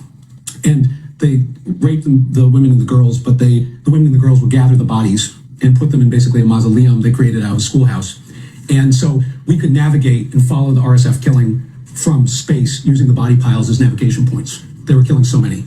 And so we got very good measurement. Imagine killing so many that they're following the body piles from space. Using the body piles as navigation points. They were killing so many. And so we got very good measurement that the average dead Masalite boy was 1.3 meters and dead Masalite man was 2 meters and 30 centimeter very high resolution satellite imagery. And so we then detect through NASA sensors thermal plumes exploding to the north and a little bit to the south, but mostly the northwest. Serba, the village of Serba goes up. We watch that from space as they attack like hyenas. They come in on one side to lead the people in one direction, and they attack from the other direction very closely. And so what I'm saying is we assessed at that point for the U.S. government that the RSF was using the fighting the capital to finish the Darfur genocide, beginning with the Masalite. And we sent a very important secret warning saying that Al-Fasher would likely be under attack by the end of the 2023-2024 dry season. So we sent a message to the U.S. government that, up to the National Security Council, National Intelligence Council, that Al-Fasher was going to be under attack probably at earliest November 23 into the beginning of 24. And we briefed the UN Security Council in private session in July 2023. So we were 2.5 years from the massacre in Al-Fasher that would happen on October 26th until now. And so we had 2.5 years of warning. And we could see from how they were moving the forces out of Janaina, they were attacking the critical SAF garrisons, but also the communities around Zelenji, Nyala, Kas, Armada, the Bulbul massacre. And so they were basically creating this net that the focus was Al-Fasher. And the reason why Al-Fasher was so important, to go back to the first genocide, is that the Zagawa in the four, really because of, in a way, success of UN peacekeeping, had run to Al-Fasher as the safe haven. And around Al-Fasher, you have Al-Salam, Abu Shuk, and most importantly, Zamzam camp, 12 kilometers to the south. So on one hand, they go into the safe haven and they become sitting ducks. And so we could see by the time we get to the spring of 2024, so We sat the siege watching from space for 18 months. The siege lasted 18 months. I want to put this in perspective. Al-Fashir was under siege for 3.5 times Stalingrad, and 3/4 the siege of Leningrad during World War II. Gaza was under IPC-5 for like, I think, a month to 2 months. Correct me if I'm wrong. We were under IPC-5 in Al-Fashir, integrated phase classification level 5, highest level of famine, for 15 months. Okay, 15 months. And now that the massacre is happening, the city has fallen to the RSF. The aid workers that we talked to, and this is a good lead-in to my friend, that those who have arrived in Tawila, which Nick mentioned, which is the last safe haven out of Al-Fashir, those very few that have arrived have one of the highest rates of malnutrition we have ever recorded in my knowledge as a humanitarian. And who arrived out of the massacre? It was women and unaccompanied minor children. Why? Because they were killing the men and boys at a berm. They built a wall around Al-Fashir by the fall of this past year that we were the first to catch it. It was 9 feet high, and they had bulldozers working around the clock in backhoes, 37 kilometers long. They created a kill box, and they walled in the remaining 4 in the Zagawa in the city, and basically the last major battle to date of the Darfur genocide. And when it fell, we could see the street filled overnight with 1.3 meter to 2 meter objects. And they were in C shape, J shape, or L shape. That's because when you shoot someone and you look at them from space when they get shot, they'll fall in the fetal position or on their knees. And so we saw trucks with 50 cal machine guns, and we would see 0.5 meter red discoloration on the ground, and that was blood. And we think we got a call, this is where I'll end. We had a ground network. We think they're all dead now. Our ground guys call us on Monday after the fall, and in the morning they say 1,200 of our family members and friends are dead. By that evening, they say 10,000. By Tuesday, we never got them on the phone again. Yeah. And this is precisely why we talk about these things, right? It's when we're talking about the genocide, it's, 60,000 people being killed in 3 weeks in one city, and it not making major news is unacceptable. It's abysmal. SF fighters uploaded videos of themselves gunning down fleeing civilians or executing those pleading for their lives. The last remaining hospital was sacked, and medical staff and patients alike were slaughtered by the hundreds. It was, in short, an atrocity, one that caused shock across the world. Yet it's only now that we may finally be starting to grasp the true scale of what happened. Satellite imagery and a recent visit by the UN have confirmed what analysts feared. Al-Fashir today is a ghost town. Markets are empty, streets are overgrown with weeds. All signs of life have vanished. Mind you, this was a city that had 2 million people. 2 million people prior to the siege, and then 250,000 people during the siege. And now it's empty. So where are all these people? Right? Like, where are all these people for it to be empty? Where did they go? And that raises a horrifying question. At the moment that Al-Fashir fell, the city was home to perhaps 250,000 people. 106,000 are estimated to have fled to nearby refugee camps, but the rest are just gone. They disappeared. You have over 100,000 people who just disappeared. So where did they go? Are they hostages? Are they in hiding? Or are they dead? Buried beneath the vast desert? The only certain thing is that Sudan's genocide may be even worse than anyone realized. The Dead Land. It reads like a spec script for a post-apocalyptic movie. On a desolate December day, a small team enters a city that once drew people from all over the region. But rather than a busy market town, the outsiders instead find just nothing, or more accurately, no one. Almost nothing beyond ruins and empty streets beneath the clear desert skies. But of course, this wasn't a movie. That city was Al-Fashir in Sudan, and the small team comprised the UN's first visit since it fell to the RSF 2 months prior. As the UN coordinator in Sudan told El Pais, what is clear is that there were no thousands of people to see. It's like a ghost town. Even for a war that has already lasted over 1,000 days and featured mass killings and the destruction of the capital city, the fate of Al-Fashir always stood out as particularly brutal. Placed under siege for over 550 days, its residents suffered levels of deprivation that scholar Abdul Nasser Salam Hamed compared to the siege of Leningrad in World War II.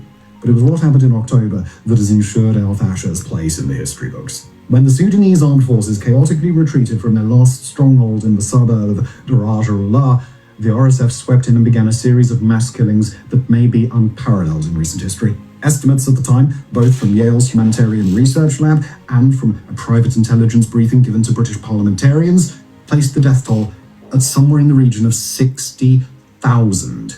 To put that number in proper context, it took 21 months of war for the official death toll in Gaza to reach 60,000. In al-Fasha, it's thought to... I don't know why they keep bringing up Gaza. It's a bit weird. It's like they're almost trying to make a comparison. And I don't know if I like that. I'm not gonna lie. Because you don't have to compare. It's just a bit weird. You can just talk about what's happening in Sudan. You don't have to compare. Have taken less than 2 weeks. To be clear, no one knows the precise numbers killed in the city. Very few outsiders have been given access. No forensic.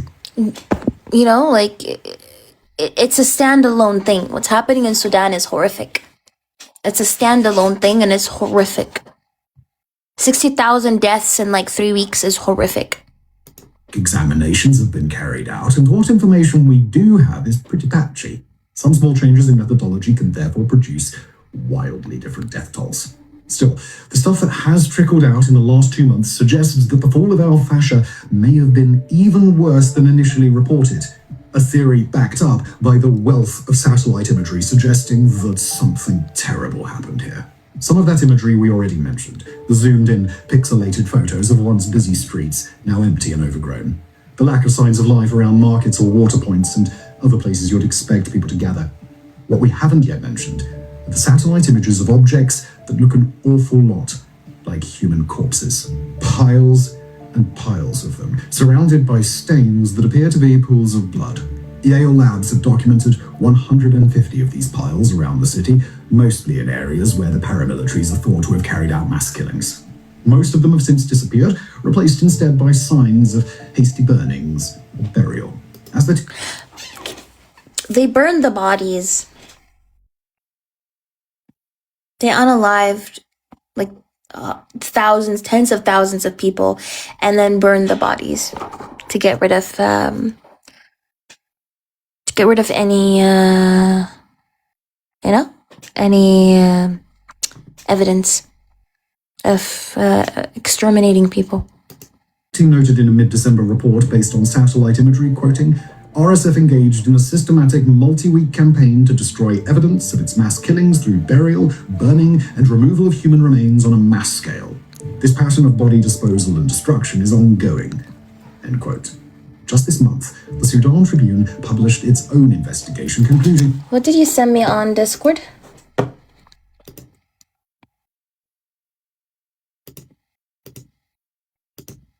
Wait, what is this?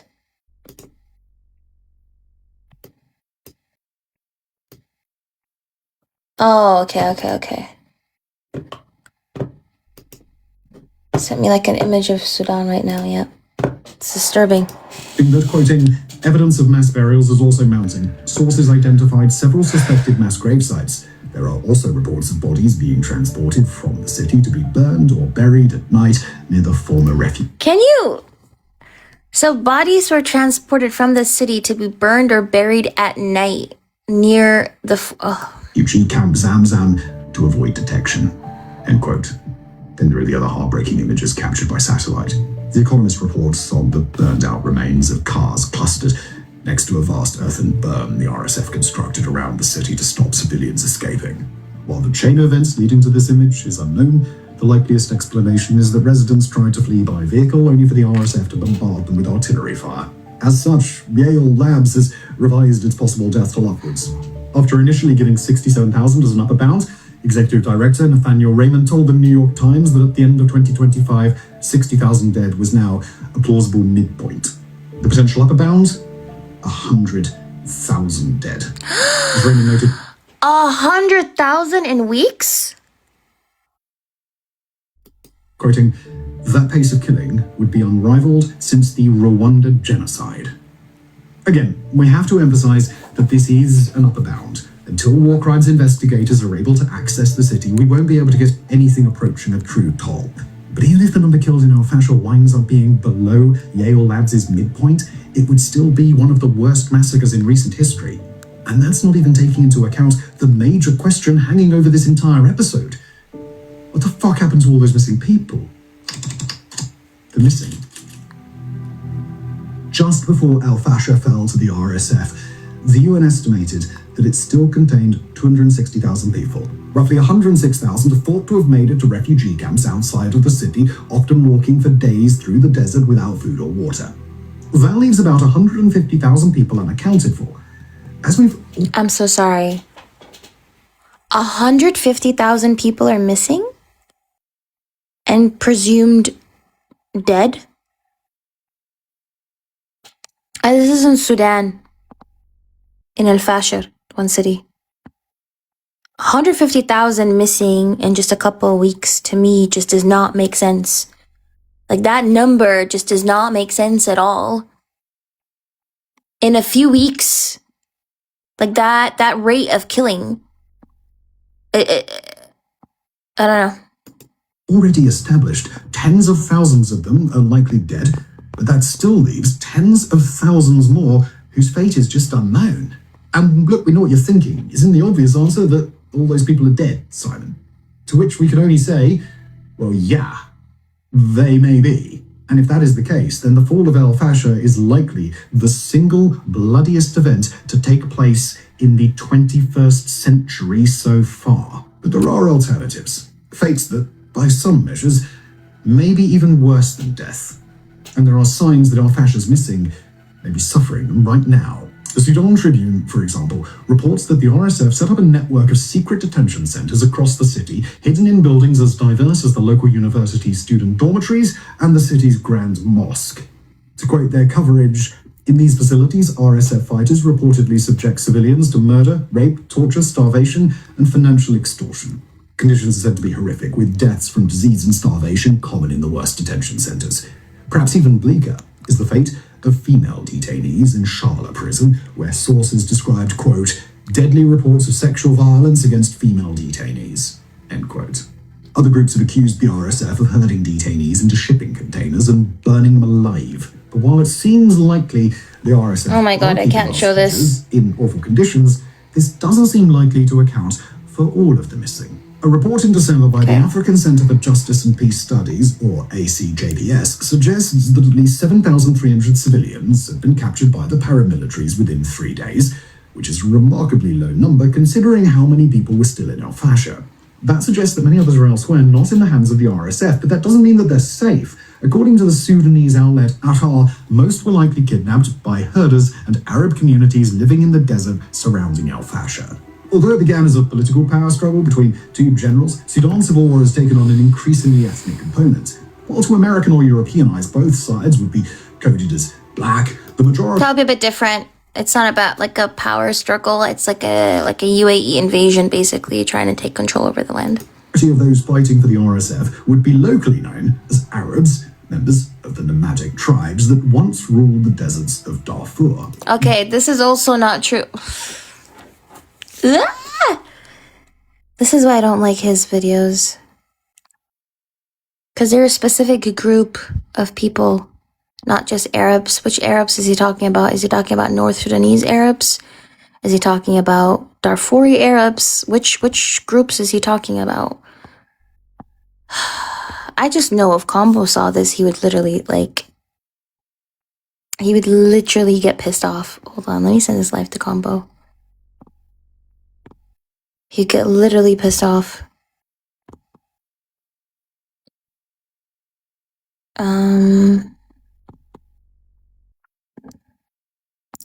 Hey, is this why you're here to correct the BS and bring more information to the table? Thank you, Eli. Yeah, just being reckless. This is why I don't like Warfront. This guy, sometimes you think he does so much research, but then he comes in and just... irritated, I'm not gonna lie. Like, it was really good, but then he had to come in and like actually add that reductive aspect to it, I guess, which is annoying. These tribes are now broadly allied with the RSF in their mission to cleanse Darfur of black Africans, such as the Masalit. But that doesn't necessarily mean they're as ideologically committed to genocide.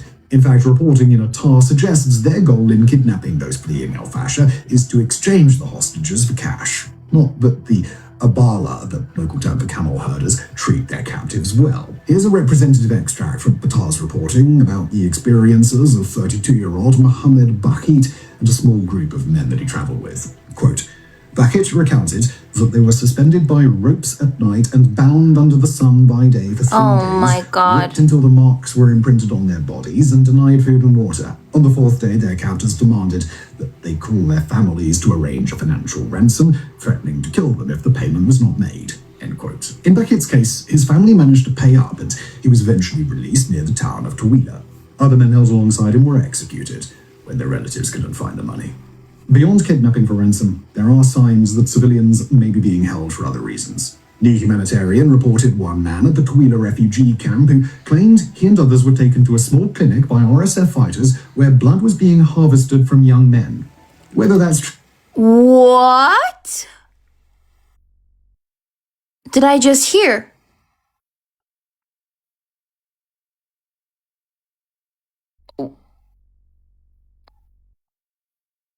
I'm so sorry. What? Did I hear that right? Blood, wait, hold on. Blood being harvested? Did I hear that right? Blood being harvested? Hold on. Beyond kidnapping for ransom, there are signs that civilians may be being held for other reasons. New Humanitarian reported one man at the Tawila refugee camp who claimed he and others were taken to a small clinic by RSF fighters where blood was being harvested from young men. Oh my God. Oh my God. I'm so sorry. Oh my God. I'm so sorry. Oh my God. I'm so sorry. That's a little too much for me. Oh my God. Oh my God. Oh my God. Whether that's true or not is impossible to say. Certainly, it does sound lurid, like a tabloid story, but then so do many of the documented acts RSF fighters have filmed themselves undertaking. This is just not a group bound by ordinary ideas of morality. Not even close. In short, then, the missing civilians of Al Fasher may not be dead, but they may also be trapped in a kind of living death. The lucky ones held captive by Arab herders until their families can pay a ransom. The unlucky ones disappeared into RSF torture centers, as bleak as anything constructed in Syria during the Assad regime. However, we didn't want to make this video only about the aftermath of Al Fasher. While its fall was undoubtedly one of the worst war crimes committed in decades, it's not like the rest of the war has been a model of gentlemanly conduct. As such, it's time for us to turn our attention to the wider conflict and the reasons to fear that another El Fasher might soon be upon us. But before we move on to the next part of today's horror show, it's time for just a little bit of a breather. I'm so sorry. I'm still stuck at the...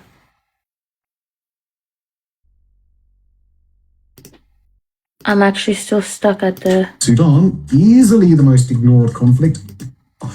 Well, RSF could survive without their backers in Abu Dhabi. And every Saturday, our weekly briefing rooms of the last set. But they often run the risk of demonetizing. I'm so sorry. My head cannot process what I just heard. Like, my head is it just shut down. I'm so sorry, y'all. I'm so sorry, y'all. My head just shut down.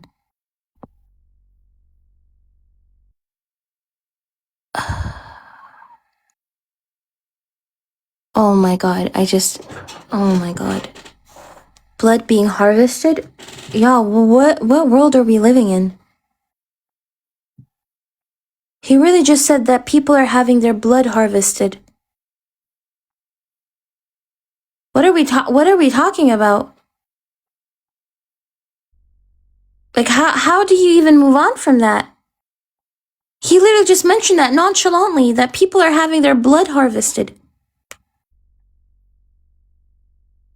Like, my brain cannot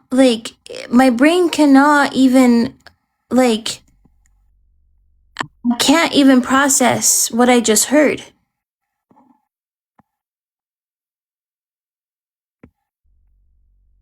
Did you guys not hear that? He literally was talking to one of the victims who said that they were taken to a facility where there are a bunch of young men who were having their blood harvested by the RSF. And for what reason? What is the blood being used for? Like, what's the purpose of harvesting blood? On YouTube, understandably, to be fair, fascia.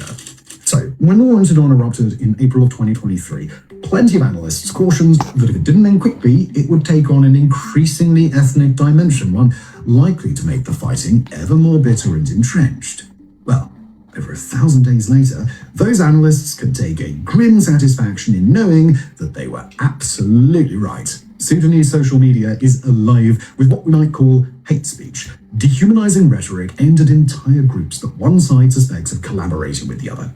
As the independent journalistic outfit Sudan War Monitor recently noted, there are significant risks of further ethnic killings as Sudan appears to be continuing down a path of more war, ethnic hatred, and a cycle of revenge. In Darfur, the contours of this are already clear enough. The RSF is on a mission to finish what its Dr. Clay, you just joined in, Clay. I'm sorry, Clay. I need to send you this. This is crazy. Everybody should be talking about this. This is insane. This guy said that the RSF was harvesting blood. Like, what? He was just talking about a Sudanese victim who fled, who said that they were sent to a facility where the RSF was harvesting blood from young men. Like, what? I don't know what the purpose is. The victim probably did not know. Hold on, here it is. Let me show you guys that part where he said it. Hold on. On to the next part of today's horror show, constructed in Syria during Hold on. the Takwila refugee money. Beyond kidnapping for ransom, there are signs that civilians may be being held for other reasons. New Humanitarian reported one man at the Takwila refugee camp who claimed he and others were taken to a small clinic by RSF fighters where blood was being harvested from young men. Blood is being harvested. What the fuck kind of world do we live in? Oh my god, bro. Holy shit. I don't even know what to say.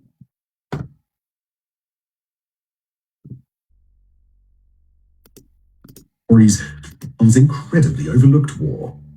The next day, Like, I genuinely don't even know what to say. understandably, to be fair, but front stock. The war in Sudan erupted in April of 2023. Plenty of analysts cautioned. I'm so sorry, y'all. I'm still stuck at that part. Like, I'm still, like, my brain. And trust me, I have watched a lot of the videos, okay? I've watched a lot of the videos that are coming, that the RSF has uploaded. There's so many videos, disgusting videos, okay? I almost feel like I've been almost desensitized to the amount of, like, death that I have seen on, like, screen, okay? But for some reason, this particular part just shook me to my core, and I'm having a very, very hard time processing it. So I'm so sorry, y'all. Bear with me.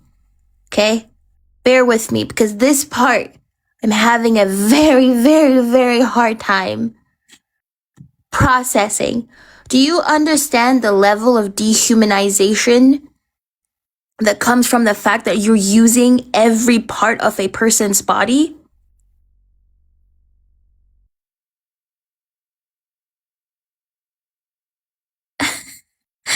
Do you?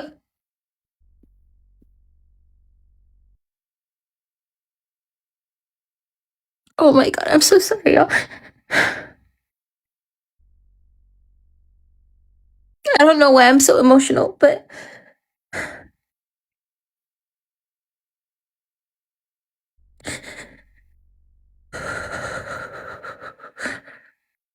sorry.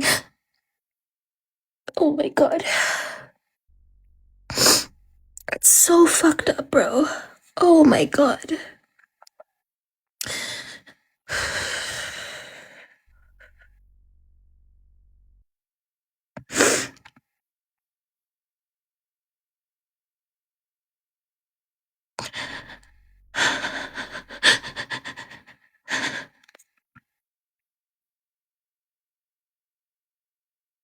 Sorry, I did not mean to cry. I don't know why it made me so emotional.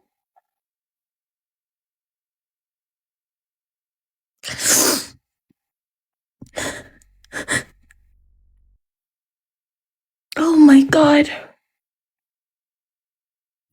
That if it didn't end quickly, it would take on an increasingly ethnic dimension, one likely to make the fighting ever more bitter and entrenched.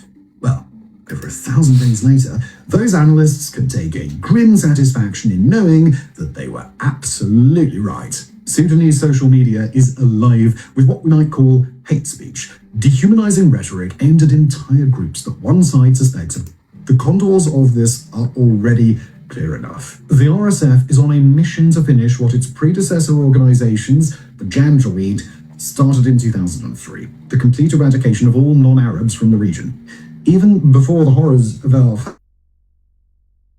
the paramilitaries were accused of the mass killing of minorities, most notoriously in 2 massacres in the city of El Janina, where about 15,000, mostly Masalit, are thought to have died. But as the war has dragged on, ethnic killings have begun to spread to other regions, and they are no longer only being carried out by the RSF. That was the conclusion of a joint investigation by Sudan War Monitor, Lighthouse Reports, and CNN into the massacres of Kanabi farming communities in Al Jazeera state, this time last year, as the Sudanese armed forces closed in on Khartoum. This guy, he's spreading like a lot of also like misinformation and it's irritating. Sorry, I just wanted to complete this. My bad, y'all. Sudanese with roots in Darfur and Kordofan. According to reports at the time, confirmed by this new investigation, the army's victory was accompanied by atrocities against the Kanabi, ranging from the burning of villages to the killing of civilians. The Sudan War Monitor writes, quoting again, SAF and allied forces arrested large numbers of Kanabi residents, killed them, and threw their bodies into the main irrigation canal. End quote. On social media, pro-army accounts celebrated the massacre as just desserts for collaborating with the RSF.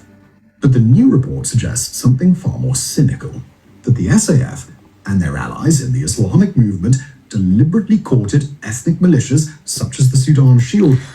What is this guy saying, bro? What does he mean by Islamic militia, bro? Oh my god. Okay, y'all. This guy is irritating me because he's spreading like some misinformation too. Because I don't know what he meant by Islamic militia. Just really weird. He's not handling the whole thing with care.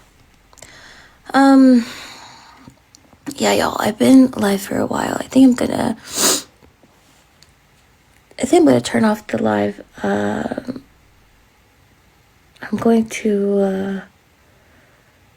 gonna turn off the live and I'm probably going to discuss this further tomorrow. But yeah, I love y'all so much. I'll see y'all tomorrow for a debate live. Love you too, Clay. for a debate live, for a normal debate live. But yeah, there are some initiatives in the link tree in my bio. There are Congolese and Sudanese initiatives and ones that support Eritrean refugees, by the way. So if you guys want to help, if you want to put your money where your mouth is and you want to help, there are link trees in the bio, the initiatives in the bio. They're verified initiatives that are run by people who are on the ground, people who come from those communities. So either donate, and if you cannot donate, that's perfectly fine. You can also just share the links to other places. I appreciate y'all. I hope y'all have an amazing evening, and I'll see y'all tomorrow.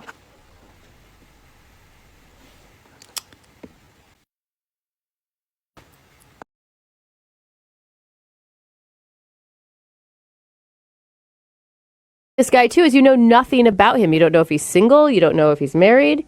What did he say? He said, "Oh, thanks for the compliment, Jasmine!" Exclamation point. How can I help you? Well, Okay. that is, he's coming on to you now. Yeah. He left it open for anything you want to do now. That was really So professional. earlier we had discussed sending him a picture, a cute picture of you to remind him who you were and sort of also throw yourself out there. Do you still want to send him a picture? I mean, he knows my name now. Maybe why not? I mean, what do you guys think? I guess it would be okay. We're always trying like vague ways to do it. What if we just got straight into asking if he's single instead of trying to play